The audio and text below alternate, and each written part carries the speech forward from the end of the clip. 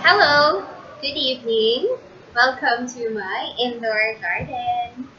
So I'm doing this as my stressed out time after work hours. So by the way, today I'm going to share to you that good news. Because the other day, nag-post ko about financial goals, mga financial errands na ko, the bills, that despite all of that, I also make sure na ako'y pambayad na ko ng tandaan for my personal life insurance. Because of that post, one mom nag-PM sa ako saying na she is interested to start her own personal life insurance. So why am I emphasizing the word personal?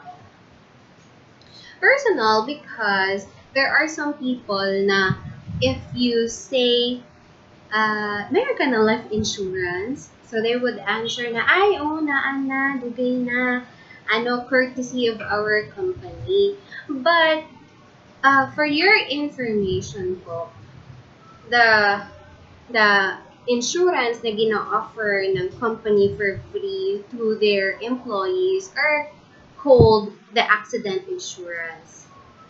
So, meaning, pag naay nangyari kay insured or kay employee during the work hours, the company or the insurance na company care of insurance po will give 100,000 pesos to the employee. Kaya usually, ang coverage is 100,000 pesos for the accident insurance. But what the question will be, what if nag-resign ang employee or na ay recession and then nagtanggal og mga tao,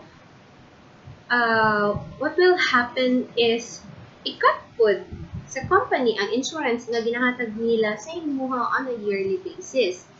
So, for example pod, ang employee is na-diagnose o critical na sakit and then unable na to work, then tendency is wala ang trabaho, walay income, and then hindi na liable si company sa inyong mga employees. So I'm emphasizing that because I'm also an employee. I'm currently working in a construction supply company. And then for many years, I've experienced na maghatag ang company sa amo og accident insurance only. So, the good thing about personal life insurance is whether miskan asa ka nga company mag-work, of course, there will be times na you will transfer a company for personal growth or yung growth of network and income nimo. So, carry over na nimo imuhang personal life insurance with you.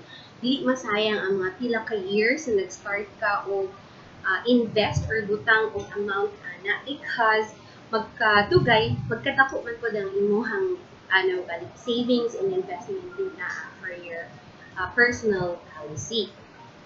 So now, thankful ko that that post is looks interesting to some because really my advocacy is to help co-mothers or mga working nanays, same as like me, na magkaroon ng awareness. That's my advocacy. It's a women empowerment through financial literacy. So I'm working with that right now. I have a page also you can follow kay para ma-update mo for any financial or investment insurance related na mga topics. So I hope you follow my page. So after that meeting, I also had a meeting from a client or prospect client from Kuwait. And she is also interested to start her own personal life insurance policy. So abroad siya and she is thinking of staying for good here in the Philippines. So while planning that, I'm glad na ang client, existing client na ako is gi-refer ko niya dito sa iyang cousin to start her journey also sa making a financial goal. For example, retirement.